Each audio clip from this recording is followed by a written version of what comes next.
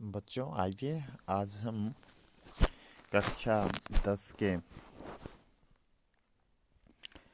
सामाजिक अध्ययन के पाठ संख्या 1 संसाधन एवं विकास को समझते हैं।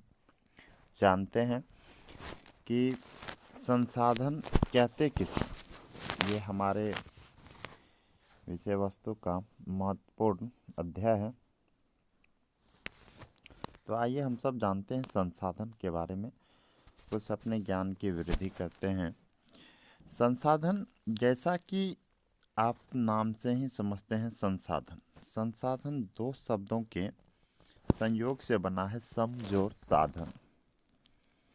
सम माने चारों ओर, साधन मीन्स उपयोग, अर्थात हमारे प्रकृति में पाए जाने वाले वे सभी वस्तुएं जिनका हम दैनिक जीवन में उपयोग करते हैं संसाधन कहलाते हैं। जैसे हवा संसाधन है, रोड संसाधन है, सड़क, पुल, वन, ये सभी क्या है, संसाधन के उदाहरण। मोटे तौर पे संसाधन को मुख्य रूप से 4 भागों में बांटा गया है, लेकिन इन चारों में मुख्य रूप से हम 2 भागों को विशेषकर पढ़ते हैं।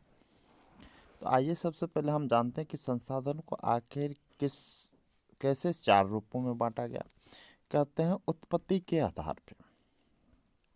एक संसाधन को जो है सबसे पहला ये इम्पोर्टेंट होता है, उत्पत्ति के आधार पे।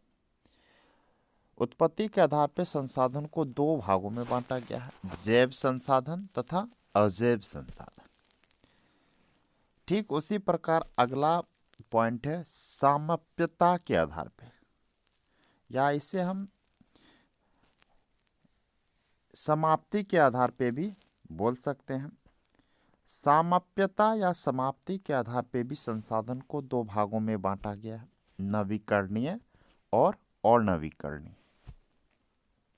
ठीक इसी तरह स्वामित्व के आधार पे, फिर इसी तरह विकास के स्तर के आधार पे।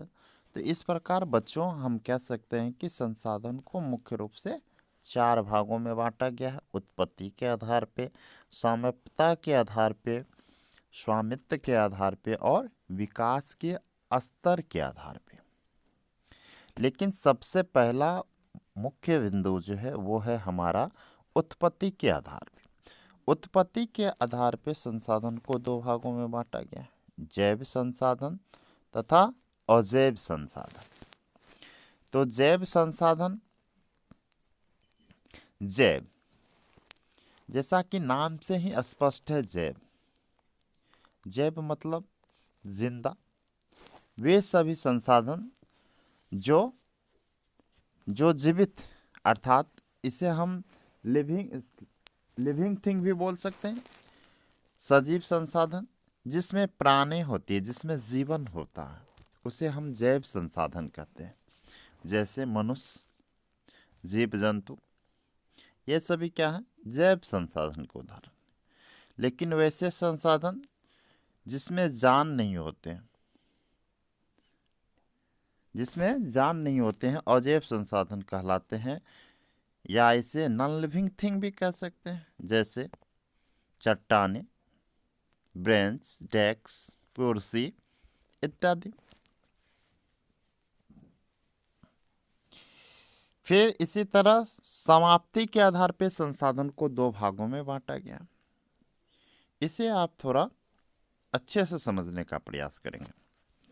समाप्ति के आधार पर जो संसाधन को बांटा गया है वो 2 भागों में बांटा गया है, नवीकरणीय और अनवीकरणीय।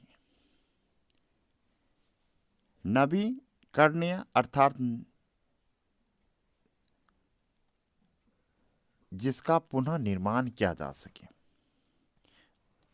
नवीकरणीय का अर्थ ही होता है जिसका पुनः निर्माण किया जा सके, उसे नवीकरणीय संसाधन कहते हैं। जैसे हवा, सूर्य का प्रकाश, जल, ये सभी नवीकरणीय संसाधन के उदाहरण हैं। इसका हम पुनः उत्पादन कर सकते हैं, इसका हम पुनः रिचक्रण कर सकते हैं, पुनः इसे नवीकरण करके इसकी उत्पत्ति की जा सकती है।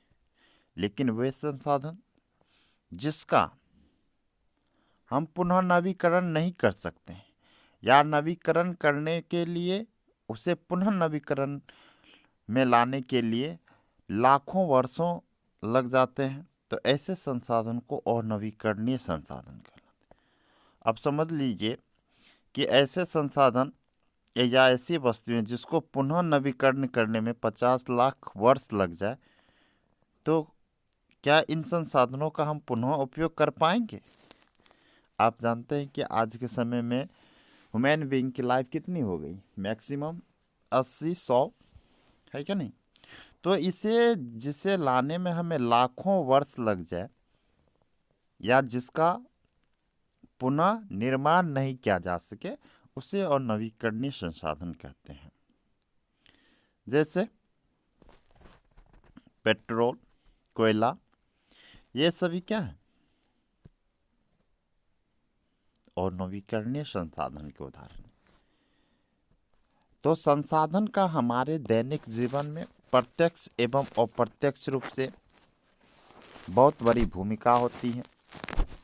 इसलिए हमारे दैनिक जीवन में हमारे लिए, हमारे कल के भविष्य के लिए संसाधन का एक अहम योगदान है, अहम भूमिका है। इसीलिए हमें संसाधन की उपयोगिता, उसकी अनावश्यकता प्रयोग पे ध्यान देना चाहिए। तभी हम अपने प्राकृतिक संसाधनों को संजो कर रख पाएंगे। इन्हीं संसाधनों का हम कल के भविष्य के लिए सुरक्षित रख पाएंगे, उन्हें अपने संसाधन से ओतप्रोत करवा सकेंगे, उन्हें भी बेहतर संसाधन हम सौंप सकेंगे। इसलिए हम सबों का जिम्मेदारी है कि संसाधन का उपयोग एवं संवर्धन समुचित ढंग से करें, ताकि हम और हमारा संसाधन सुरक्षित एवं संवर्धित रहे। तो आज के वीडियो में इतना है, फिर हम नेक्स्ट क्लास में इसे डिटेल से जानेंगे। धन्यवाद।